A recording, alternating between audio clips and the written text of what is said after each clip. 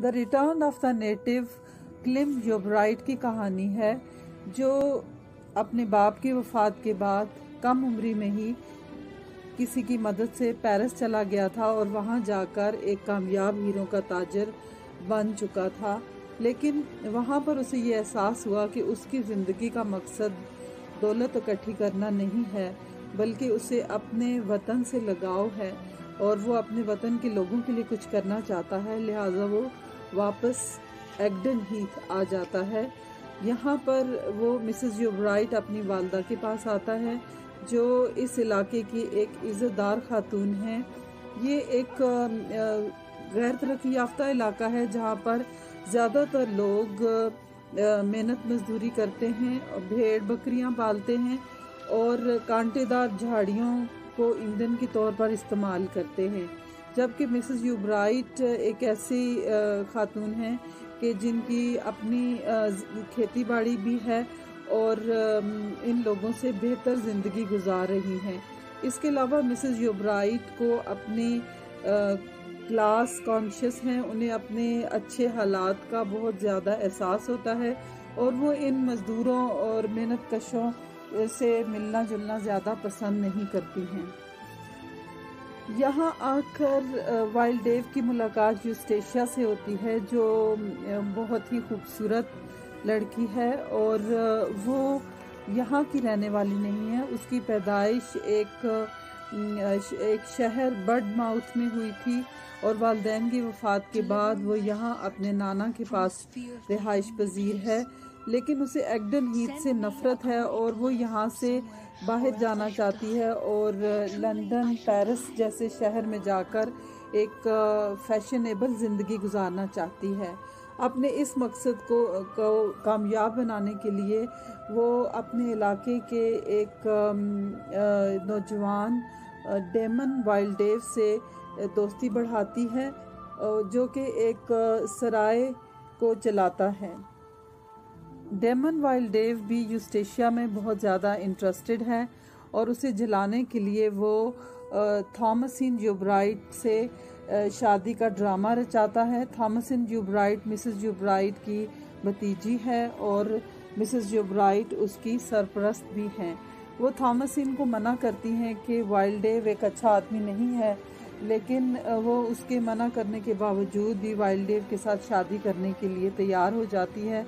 लेकिन ऐन शादी के वक्त वाइल्ड डेव ये बताता है कि हमारी शादी के कागजात में कुछ कमी है, जिसकी वजह से ये शादी नहीं हो सकती और थॉमसिन का दिल टूट जाता है और वो वहाँ से वापस आती है और चर्च से वापसी पर डिगोरी वैन एक और कैरेक्टर है जो एक रेडल मैन है, वो उसे घर तक छोड़ता है।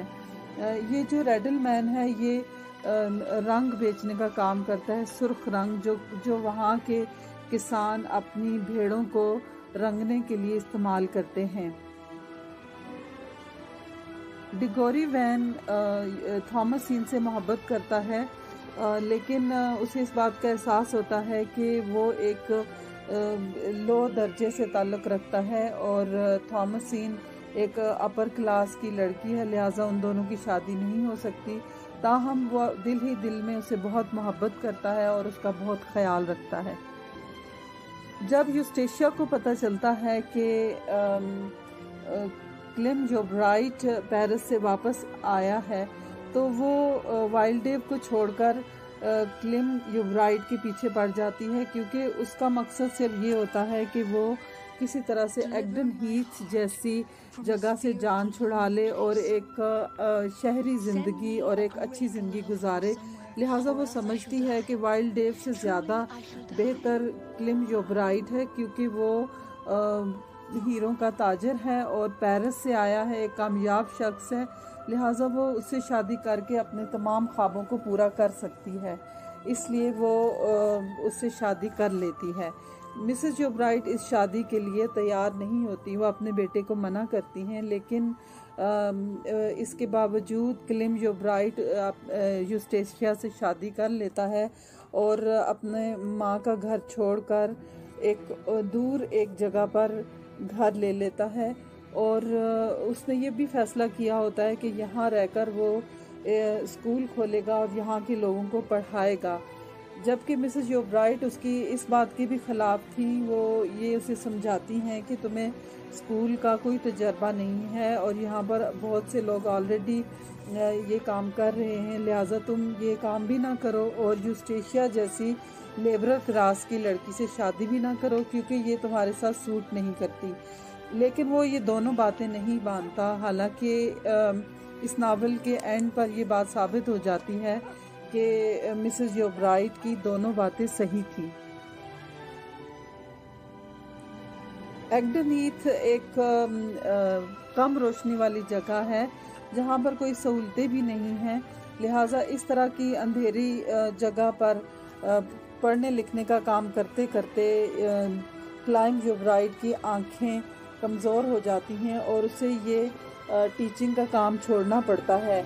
और चूँकि अब वो पहले की तरह मालदार नहीं है, लिहाजा उसे अपनी ज़िंदगी की रोज़ी रोटी चलाने के लिए मजदूरी करना पड़ती है और वहाँ पर मकामी तौर पर मौजूद कांटेदार झाड़ियाँ होती हैं जिन्हें उन काटने की मजदूरी उसे मिल जाती है और वो यही काम शुरू कर देता है।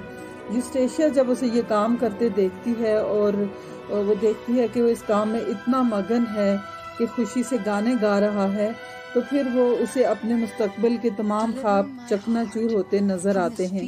क्योंकि शादी से पहले उसे ये यकीन था कि शादी के बाद वो उसे पेरिस जाने के लिए मना लेगी, लेकिन वो ये काम करने में नाकाम रहती है और अब वो अपनी शादी में पर पछता रही होती है। एग्डनहीथ में एक ये रिवाज हुआ करता था कि लोग त्यौहार मनाने के लिए बॉन फायर किया करते थे, यानी लकड़ियों को जमा करके आग लगा के उसके इर्द गिर्द नाच किया करते थे। यूस्टेशिया शादी से पहले जब इसका वाइल्ड डेव के साथ आशिकाना था तो वाइल्ड डेव को बुलाने के लिए अक्सर ये बॉन फायर जलाया करती थी। इसके लिए वो जॉनी की मदद लेती थी। इस दफ़ा ऐसा होता है कि बाय चांस यूस्टेशिया के घर के पास कुछ लोग यह त्यौहार मना रहे होते हैं और वाइल्ड डेव ये समझता है कि यूस्टेशिया मुझे बुला रही है और लिहाजा वो उससे मिलने के लिए चला आता है। हालांकि अब तक वाइल्ड डेव और थॉमसीन की शादी हो चुकी है और उनकी एक बेटी भी है, लेकिन उसके बावजूद वो यूस्टेशिया से मिलने आता है और यूस्टेशिया उसे अपनी सारी बातें बताती है कि वो इस शादी से बहुत परेशान है। इधर मिसेस योबराइट अपने दोनों बच्चों से दूर रहकर बहुत परेशान होती हैं और वो उन दोनों के लिए उनकी विरासत में जो हिस्सा बनता है वो पैसे भेजती हैं और पैसे भेजने के लिए वो क्रिश्चियन कैंटल का इंतखाब करती हैं। ये एक बेवकूफ़ कैरेक्टर है इस नावल का और वो ये पैसे वाइल्ड डेव की सराय में ले जाकर जुए में हार जाता है। इसी मौके पर डिगोरी वैन पहुंच जाता है और वो दोबारा से बाजी लगाकर ये पैसे जीत लेता है और ये पैसे थॉमसीन तक पहुंचा देता है। जबकि इन पैसों में से आधे पैसे क्लिम के लिए भी थे जो उन तक नहीं पहुंच पाते। फिर एक दिन मिसेस योबराइट ये फैसला करती हैं कि मैं अपने बेटे से मिलने के लिए जाऊं। उस वक्त दोपहर का वक्त होता है और मिसेस योबराइट का घर और क्लिम का घर दो बहुत फासले पर होते हैं।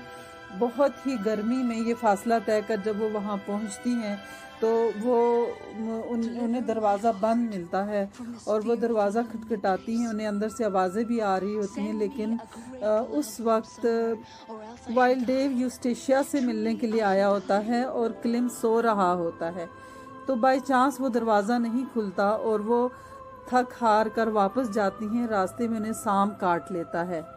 मरने से पहले एक लड़का जॉनी ननसच उन्हें मिलता है, जिसे वो बताती हैं कि वो अपने बेटे और बहू से बहुत ज़्यादा नाराज़ हैं और उन्होंने दरवाज़ा भी नहीं खोला। उसके बाद रास्ते में उन्हें सांप काट लेता है और वो मर जाती हैं। क्लिम अपनी माँ की मौत का जिम्मेदार यूस्टेशिया को ठहराता है और उससे नाराज़ हो जाता है। यूस्टेशिया इस झगड़े के बाद घर छोड़कर चली जाती है। जाने से पहले वो क्लिम को ये बताती है कि मुझे ये लगा कि तुम इस कमरे में मौजूद हो, ये दरवाज़ा खोल दोगे, लेकिन जब तक मैं पहुंची तो तुम्हारी वालदा जा चुकी थी, लिहाजा मैंने जानबूझकर ऐसा नहीं किया। कुछ दिन बाद क्लिम को अपनी गलती का एहसास होता है और वो यूस्टेशिया को मनाने के लिए एक ख़त लिखता है, लेकिन वो ख़त यूस्टेशिया तक नहीं पहुंच पाता। इस दौरान